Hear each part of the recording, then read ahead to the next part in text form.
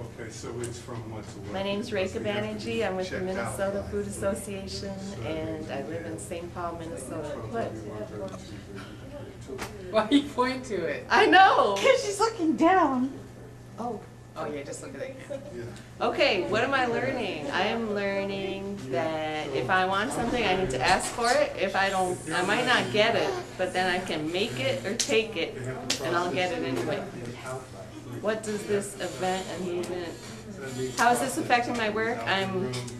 I'm solidifying my relationships and making new relationships with peers, allies, and mentors. I'm learning skills and tools to help me every day in my work, and people to call when I need advice or help.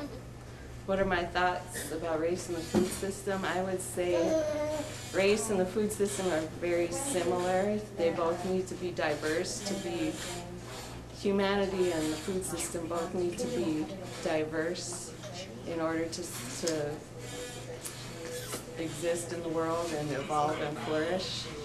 And we need to be humble, and the food system needs to be small. So small is beautiful and diversity is great. This gathering has been great for me. What do I have to say about this gathering? The people are wonderful. The food was great. It's given me a lot of energy and sustenance to go on in my work. And thank you very much. Peace. Out. My name is Devanie Jackson, and I'm from Brooklyn Rescue Mission, Brooklyn, New York. And first thing I'd like to talk about is what am I learning. And I learned a lot about building community and how to make our programs back in Brooklyn more effective. I also learned about moving forward with our assets and presenting our programs to the powers around us, to community boards and elected officials and program people who help make decisions on what affects the people that live in our community. This movement affects this event affected the movement of my work that I'm doing tomorrow, was because with the increase of knowledge and with the shared best practices you learn from other people, we can build sustainability into a good work. And the work of growing food is hard work, and we would like for it to be able to be around for many years to come. And not only be around, but to grow and be strong and have the sustainability and even the entrepreneurial pieces that are lacking in a lot of social service programs. My thoughts about race and food is it's very simple.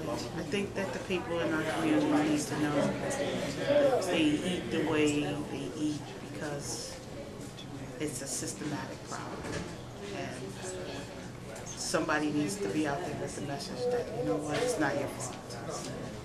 That people were programmed by what's in their community, what's in the stores, and your tastes are developed based on what you were given when you were young and what you found to be comforting and wholesome. And if that happened to be a bottle of Coke and TV dinner, then that's what it is. And at one point in life, these things were not promoted as bad, but as good.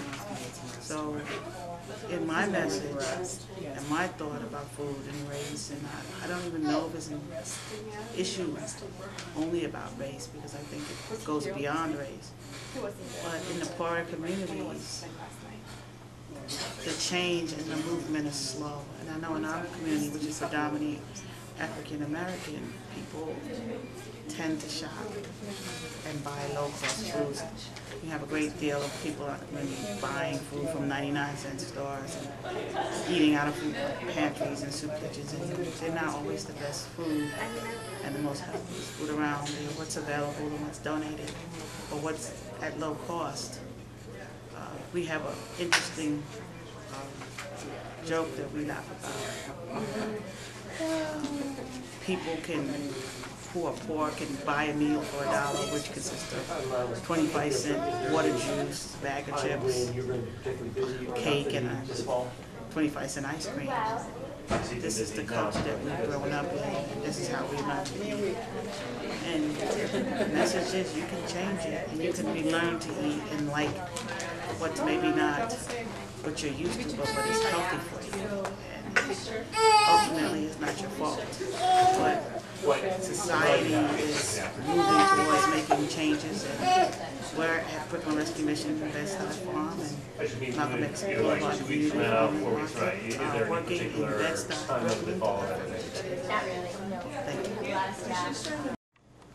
There you go. Okay, hi, I'm Jeanette Abi-Nader, and I work for the Community Food Security Coalition. I live in Charlottesville, Virginia, and I'm so excited to have spent the last 4 days here with the Growing Food and Justice for All initiative. This movement affects my work because I work in community food security, and I believe that racism is an underlying core cause of food insecurity, and I want to do whatever I can to work in my organization, in my personal self, and in my community to dismantle racism. This event's been really amazing because it's given me the opportunity to talk about these really important and sometimes difficult issues with people that I trust and who are caring. And what I would say about this gathering to other people here or moving forward is that it's been really exciting, and building partnerships with other people and having difficult conversations in a safe, nurturing space is really important and the way to help us grow. So thank you. Hi, my name is Lisa Richter, and I work with Capuchin Soup Kitchen's Earthworks Urban Farm in Detroit, Michigan. And what am I learning at this conference? I think I'm learning a lot more questions that I should be, but am learning to ask myself in the way I do work. And it's interesting to see all the contradictions within myself, where I think, of course I believe like this, and then I did this other thing that doesn't exactly fall in line with that.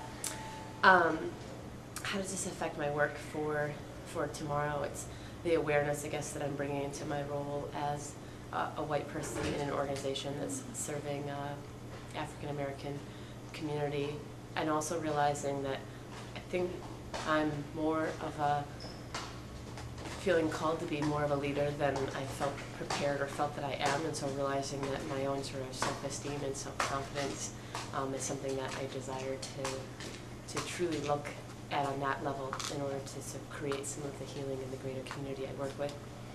What are my thoughts about race in the food system? It is in my face every single day. I have 1 minute left. Sorry, we try to keep it to 2 minutes. Thank you. You're actually at 1:30 right now, but we'll give you an extra minute. My thoughts about race in the food system is it's something that just cannot be ignored, and I hope to continue to find the strength to bring it up to the forefront in the conversations that I have, and looking at the way we approach our work and the top-down sort of model that I am right now a part of. What do I have to say about this gathering to other people here? Thank you, thank you, thank you.